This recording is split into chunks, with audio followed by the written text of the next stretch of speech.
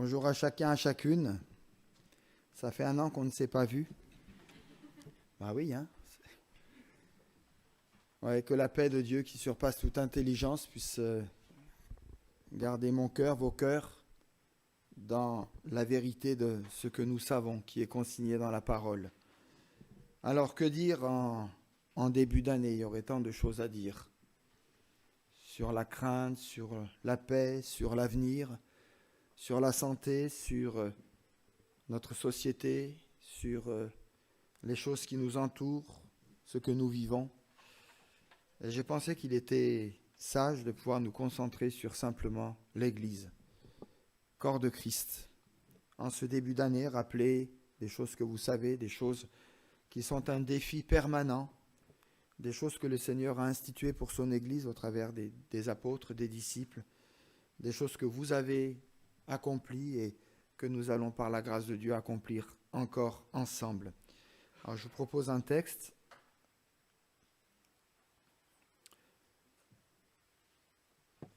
qui se trouve dans 1 Corinthiens chapitre 12. Alors j'ai sauté quelques versets volontairement parce que ce n'était pas dans les propos que je voulais partager avec vous, avec un titre « L'Église, le monde et moi ». Mais on aurait pu mettre « L'Église, le monde et toi ». Voilà. Et le texte qui va suivre maintenant, donc 1 Corinthiens chapitre 12, on va lire les versets 7, 11, puis 12 à 27. Or, à chacun, la manifestation de l'Esprit est donnée pour l'unité commune. Un seul et même Esprit opère toutes ces choses, les distribuant à chacun en particulier comme il le veut.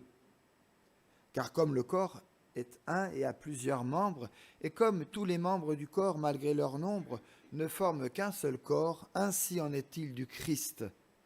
Nous avons tous, en effet, été baptisés dans un seul esprit pour former un seul corps, soit juif, soit grec, soit colmarien, soit esclave, soit libre, et nous avons tous été abreuvés d'un seul esprit.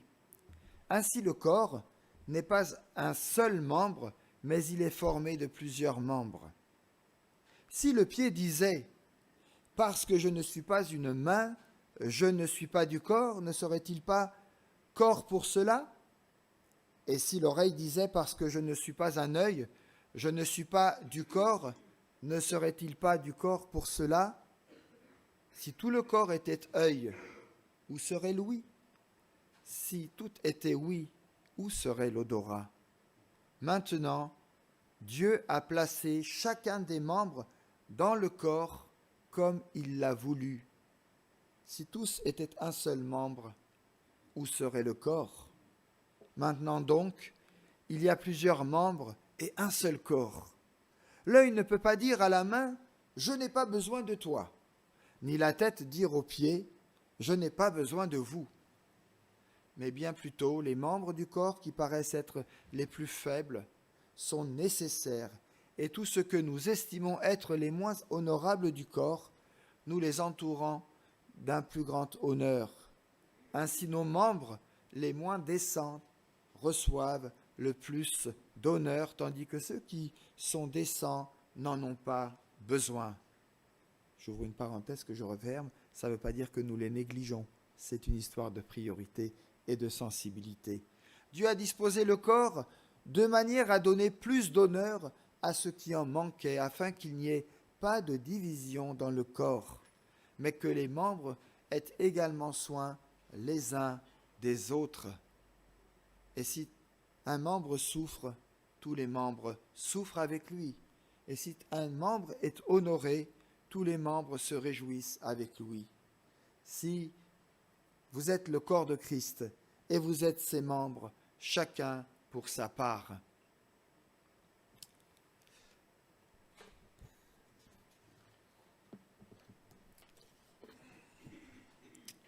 Introduction. C'est dans la joie et la reconnaissance que nous voulons aborder, que par la grâce de Dieu, je veux aborder cette nouvelle année 2022 ensemble avec vous. Moi avec vous, mais vous avec moi, sinon ça ne peut pas marcher. Nouvelle année qui nous rappelle que chaque début d'année est marqué par des changements. Alors, je ne sais pas ce que vous avez décidé de faire, si vous avez commencé à faire un listing de choses que vous allez faire, mais qui, dans les semaines ou dans les mois, risquent d'être mis de côté, ou peut-être des choses que vous réitérez.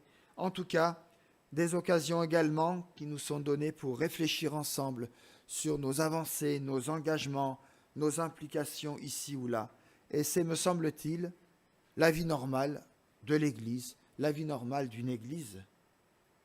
Dieu, quant à lui, ne change pas. Et vous l'avez chacune exprimé ici ou là par la présidence ou dans vos prières. Nous avons encore cette année, à compter sur le Seigneur, à compter parce que le Seigneur, lui, ne change pas dans sa bonté, dans son soutien, dans son amour, dans sa présence. Et ma prière pour chacun d'entre nous ce matin et durant les jours qui vont suivre, durant cette nouvelle année, c'est que nous découvrions ensemble un peu plus de l'amour de Dieu pour nous. Peut-être différemment, peut-être plus profondément, peut-être sous un aspect nouveau que l'Esprit nous montrera. Que nous nous engagions également à mieux le servir. Fidélité dans la vie de l'Église, dans notre témoignage, dans tout ce que nous faisons déjà, dans tout ce que vous faites déjà. Apprendre aussi à mieux le connaître. Qui est Jésus pour nous, individuellement, collectivement? Que nous puissions aussi nous enrichir mutuellement. Et là, la liste n'est pas exhaustive. Soutien mutuel, visite les uns des autres, partage dans ce que nous vivons, souci d'aller de l'avant, de chercher la volonté ensemble, et que sais-je encore.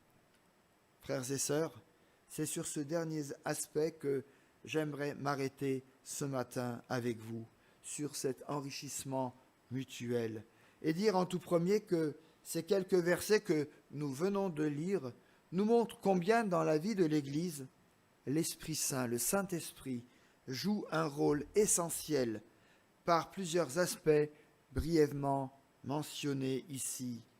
Tout d'abord, mais ce n'est qu'un résumé, les manifestations de l'Esprit sont données à chacun. C'est une vérité biblique. Je ne peux pas bricoler ni tricoter avec cela. Les manifestations du Saint-Esprit sont données à chacun. Paul s'adresse à l'Église, donc aux chrétiens, à chacun. Il n'y a donc pas de classe privilégiée ou de super chrétiens ou je ne sais quoi d'autre. Nous sommes tous, vous êtes tous, au bénéfice des manifestations de l'Esprit Saint. Paul montre dans ce passage, entre autres, la diversité des manifestations accordées aux uns et aux autres, en précisant que l'Esprit Saint opère toutes ces choses comme il le veut. Et moi, ça me rassure. Parce que parfois, je suis en conflit avec ça. Je voudrais ce qui n'arrive pas et j'ai ce que je n'attends pas. Qu'est-ce que vous faites avec ça?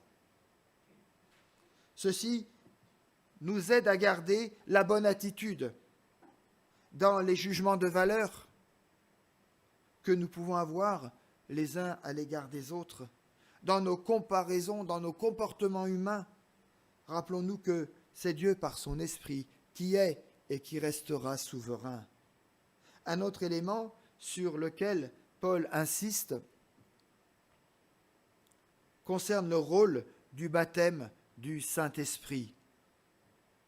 Il nous rappelle que par ce baptême de l'Esprit, au moment de la conversion, nous sommes incorporés au corps de Christ, marqués comme un fer rouge, d'un stylo divin indélébile. C'est un événement crucial, c'est un événement capital, car à partir du moment où l'Esprit de Dieu intervient dans notre vie, non seulement nous devenons une nouvelle créature, justifiée, sanctifiée, mais nous faisons partie intégrante de ce corps. Donc ce matin, et pour ceux qui nous écoutent, personne ne peut dire « je ne fais pas partie du corps de Christ », à moins que ça soit un choix personnel. Et même si on me l'a dit, ou même si on me l'a fait comprendre, ça ne marche pas. Ce n'est pas dans la pensée de Dieu. Question : quelles implications cela a-t-il pour nous et pour l'Église ? Je vous suggère 3 orientations que nous devons garder comme base fondamentale du corps de Christ et dire des choses simples que vous savez, mais que nous avons parfois du mal à vivre concrètement. Vous allez me dire oui parce que vous n'avez pas le choix ? Non. L'Église a besoin de vous. Vous le savez, vous le saviez ? Le monde a besoin de vous. Et ça a été rappelé tout à l'heure dans une des prières. Vous avez besoin de l'Église.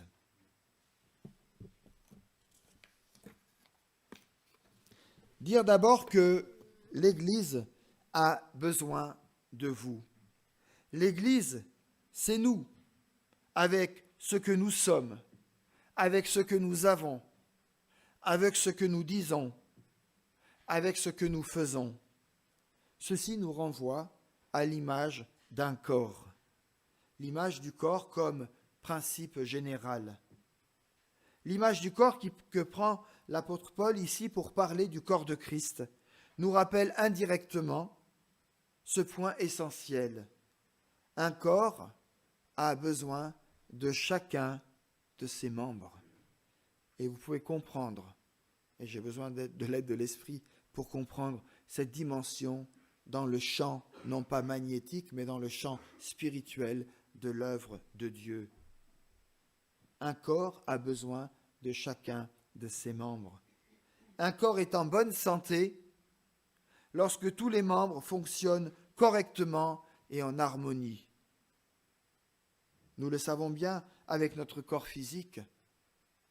Il suffit qu'un membre soit en dysfonctionnement, et alors c'est tout le corps qui est quelque part chamboulé, perturbé, en souffrance, une crampe, un blocage, une maladie, une angoisse, que sais-je encore. De même, un corps blessé crée des difficultés, ça marche mal, ça ne marche pas bien. Il faut alors compenser, mais c'est fatigant, c'est épuisant, pas toujours facile alors aux autres membres de supporter cela. Enfin, chaque membre du corps doit fonctionner régulièrement. De même, l'Église, corps de Christ, a besoin de l'ensemble de ses membres et de façon régulière et volontaire pour vivre l'harmonie que Dieu veut pour chacun et pour chacune. L'Église a besoin de vous, nous l'avons vu comme corps, l'image du corps, mais aussi comme étant la diversité. La diversité des membres est également importante. Cela est capital pour le bon fonctionnement de l'ensemble du corps, pour se déplacer, pour saisir une chose, pour entendre, pour voir. Nous avons tous besoin de cette diversité. Cela est essentiel aussi, car elle apporte également une autre sensibilité que moi je n'ai pas, que moi je ne ressens pas, une autre façon de percevoir les événements, la réalité. Certains sont d'ordre auditif, d'autres visuels, d'autres émotionnels, d'autres sentimentales. Sans oublier que cette diversité peut, hélas, parfois nous faire défaut. Inutile alors d'aller chercher bien loin. C'est souvent la langue qui nous pose problème. Et si vous voulez avoir plus de renseignements, vous allez voir Marc qui avait prêché un jour sur cette fameuse langue. Tu t'en souviens, Marc ? Les nombreuses expressions françaises sont là pour nous rappeler les dérives possibles. Mais ça ne nous arrive pas, ça ne nous atteindra jamais, n'est-ce pas ? Avaler sa langue. Sous-entendu, garder le silence. Avoir une langue de bois. Masquer une réalité ou éviter de répondre à certaines questions. Avoir la langue bien pendue. Parfois, ça traîne même par terre. Ça veut dire parler beaucoup ou parfois être impertinent. Ne pas avoir sa langue dans la poche. Quelque chose d'extrêmement sec ou qui est dit parfois sèchement. Être mauvaise langue, sous-entendu, être médisant, médisante, avoir une langue de vipère, waouh, prononcer des paroles déplaisantes, blessantes, dans le but de nuire. Tourner sa langue 7 fois dans sa bouche. Ça, c'est bien. C'est positif. C'est pour ça que je termine avec ça. Réfléchir avant de parler. Voyez-vous, l'apôtre Jacques, nous rappelle cela. Par cette langue, nous bénissons le Seigneur notre Père, et par elle, nous maudissons les hommes faits à l'image de Dieu. La diversité apporte aussi et crée aussi l'humilité. Si la diversité est importante, et je le crois, chacun en fonction de ce qu'il est et des qualifications qu'il a reçues, doit aussi être à sa juste place dans le corps de Christ. Je ne pense pas comme tout le monde. Je ne suis pas comme tout le monde. J'ai envie de dire tant mieux. C'est pas tant pis, c'est tant mieux. Mais alors, soyons à la place pour laquelle Dieu nous a destinés. Accomplissons notre rôle, non pas pour mon bien, mais pour le bien de tous, pour le bien du corps de Christ. Le plus petit maillon est le plus estimé pour Dieu et par Dieu. Il faut viser à ce qu'il soit aussi la même chose pour chacun d'entre nous, pour ce qui nous paraît inutile ou secondaire. Dans une église, vous voyez, il y a plusieurs pierres, parfois plus ou moins imposantes que d'autres, mais ça fait la richesse de l'église. Et Dieu a constitué, et Dieu a créé son église par les chrétiens que nous sommes, comme il l'a perçu et comme il l'a voulu. Une citation ici au passage d'Hudson Taylor, missionnaire britannique anglais, baptiste, que vous connaissez, vous avez certainement lu des ouvrages ou entendu parler de lui. Voici ce qu'il a dit. Une petite chose est une petite chose, mais la fidélité dans les petites choses est une grande chose. Les personnes insignifiantes, à nos yeux humains, existeront toujours et continueront à passer inaperçues. Mais combien elles sont grandes dans leur fidélité en vivant au service de Dieu et des autres. Ainsi, l'Église est le lieu où nous nous retrouvons les uns et les autres, comme ce matin, en ce début d'année. Et grâce à notre diversité et à nos dons différents, voulus et distribués par le Saint-Esprit, nous adorons et nous servons le Seigneur ensemble. Et je me dis, c'est pour ça que je suis là ce matin avec vous. Le monde a besoin de l'Église. Ça, c'est un défi. Et quel défi! La vocation de l'Église n'est pas de vivre en vase clos, mais de remplir son rôle, notre rôle, vis-à-vis de notre monde. Et Jésus nous le dit clairement. Vous êtes le sel de la terre. Mais si le sel devient fade, avec quoi la salera-t-on? Vous êtes la lumière du monde. Et c'était le thème de notre veillée de Noël. Que votre lumière brille ainsi devant les hommes, afin qu'ils voient vos bonnes œuvres et glorifient votre Père qui est dans les lieux célestes. Rappelons-nous ici les implications qui nous concernent directement. Le sel. Les textes de la Bible nous conduisent à révéler 3 significations de l'utilisation du sel. Il y en a peut-être d'autres, mais je les ai résumées ainsi. Tout d'abord, celui de conserver. Le sel est un bon conservateur. Le sel a toujours été utilisé dans la conservation des aliments et en particulier dans les pays chauds. C'était le principal moyen, je dirais, de conservation pour les viandes et les poissons, et que sais-je encore, surtout dans une époque où les réfrigérateurs et les congélateurs n'existaient pas encore. Ensuite, le sel a un symbole de purification, d'où sa présence essentielle dans la vie cultuelle des Israélites. La loi ordonnait par exemple de mettre du sel sur toutes les offrandes. On lit par exemple dans le Lévitique ou dans d'autres textes, tu mettras du sel sur toutes tes offrandes. Tu ne laisseras pas ton offrande manquer de sel, signe de l'alliance de ton Dieu. Enfin, le sel symbolise la permanence. C'est en particulier vrai dans les alliances. Il est très intéressant de remarquer que le sel ne perd jamais ses particularités. C'est pourquoi elle est une belle illustration pour nous parler de la permanence. Vous êtes le sel de la terre. Cela revient à dire, nous sommes des disciples dans ce monde, dans cette société qui elle-même n'est pas chrétienne. Et tout en étant dans ce monde, nous sommes dans ces temps de grâce, en mission pour faire le bien, des témoins envoyés pour annoncer le salut. Christ doit rester notre motivation première et annoncer sa parole est notre mission. Frères et sœurs, nous sommes le peuple de Dieu, du Dieu vivant, du Dieu qui nous a placés dans cette société qui n'est pas chrétienne, qui est païenne ici ou là. Et le Seigneur nous dit aussi, recherchez la paix, la prospérité de cette société, même en agissant pour le bien de tous et en évitant le développement de la corruption. C'est ça aussi nos bonnes œuvres, de montrer que quelque part, la sanctification, la justification, la présence de Dieu, l'onction de Dieu est là, sur nous, dans les profondeurs de nos entrailles, mais aussi ça se voit sur le visage qui ne se couvre plus de honte, mais qui rayonne de quelque chose, de la joie et de la présence de Dieu dans nos vies. Il est question aussi de la lumière. Vous êtes la lumière du monde.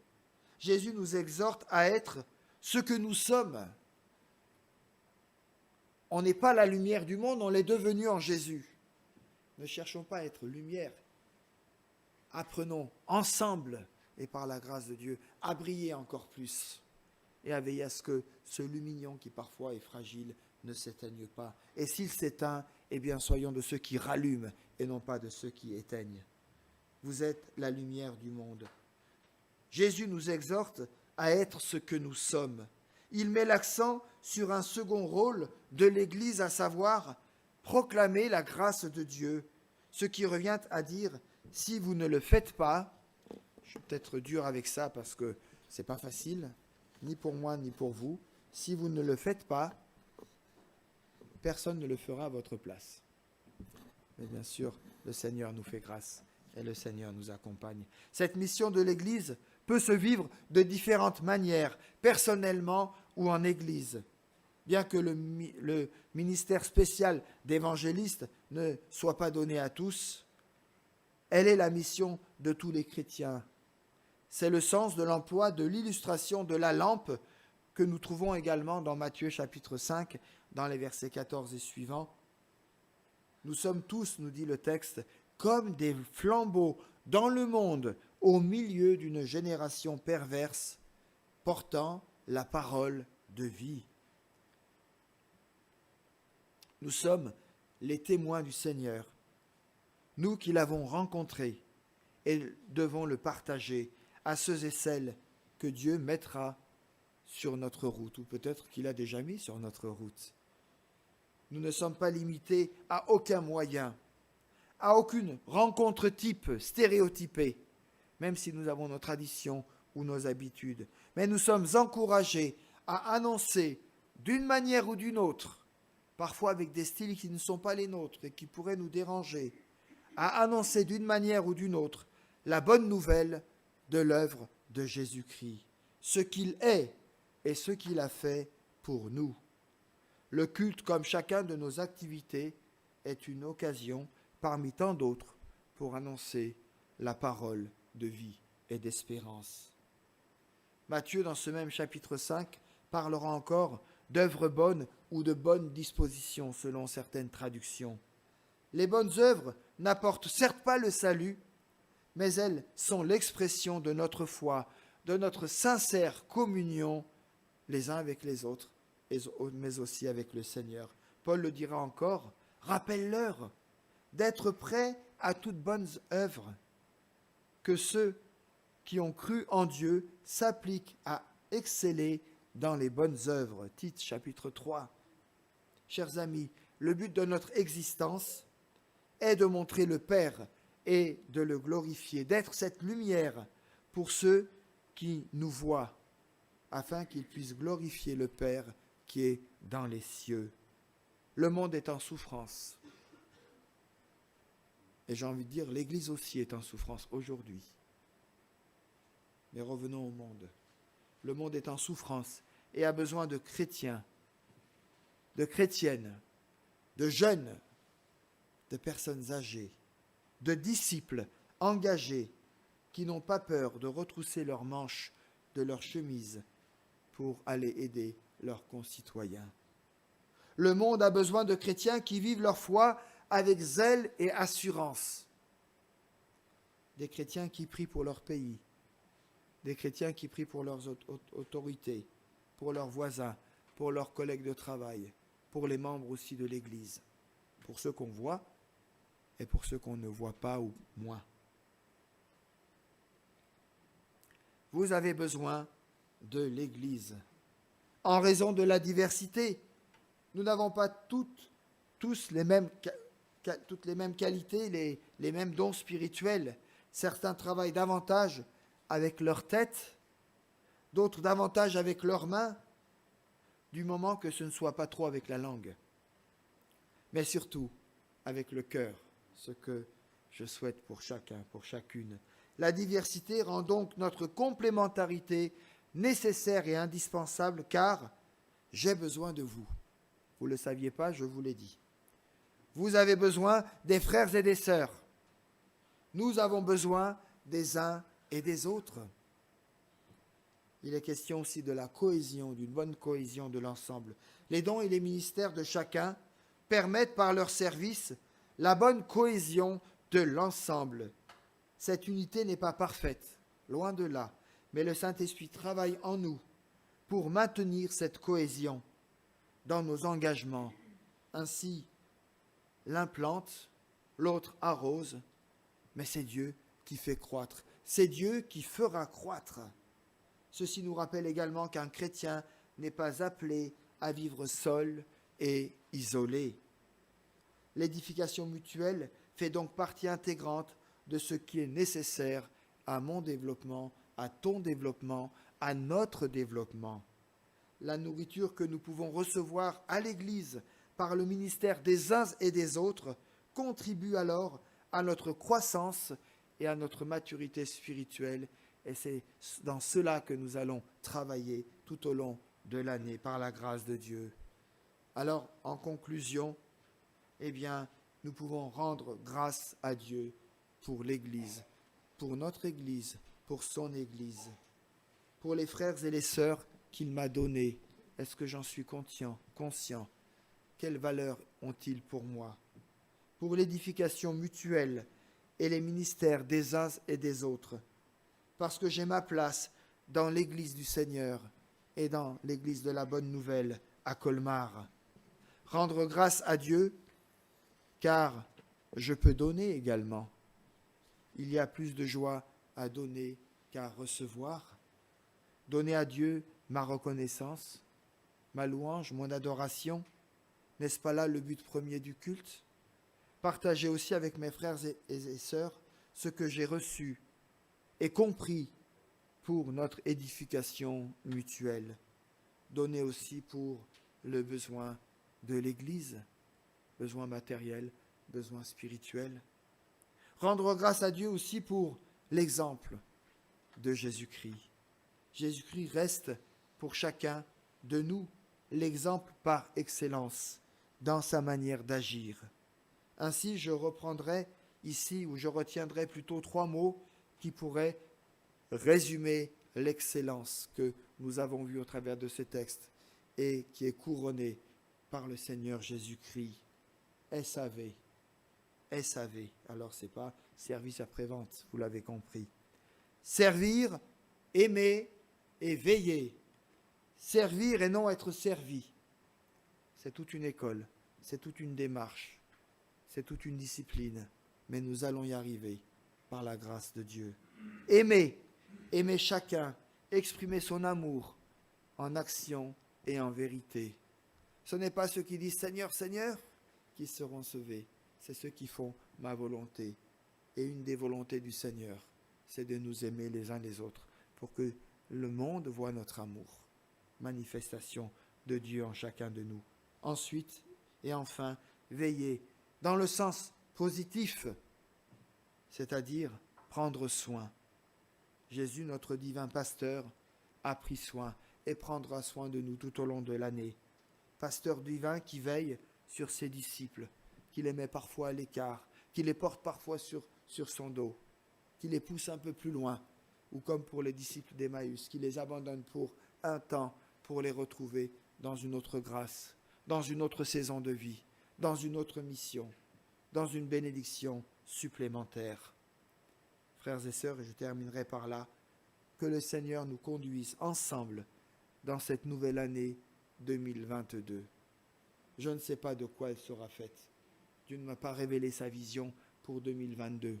J'ai mes craintes, j'ai mes soucis, vous avez les vôtres, mais je veux placer ma confiance dans le Seigneur et m'y accrocher avec vous et vous avec moi.